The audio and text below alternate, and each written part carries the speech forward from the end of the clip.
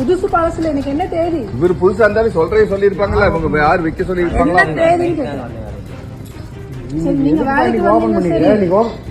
இது பிளாக்ல தானே விக்கிற? குடியரசு தினம் அன்னைக்கு ஓபன் பண்ணக்கூடாதுன்னு தெரியாதா? தெரியுமா தெரியாதா? க்ளோஸ் பண்ணுங்க. இன்னைக்கு என்ன நாள்? குடியரசு தினத்தன்று மது விற்பனை செய்யலாமா? கேள்வி எழுப்பிய பொதுமக்கள். இது பிளாக்ல தானே விக்கிற? குடியரசு தினம் அன்னைக்கு ஓபன் பண்ணக்கூடாதுன்னு தெரியாதா? தெரியுமா தெரியாதா? க்ளோஸ் பண்ணுங்க. பேந்த விழித்த விற்பனையாளர்.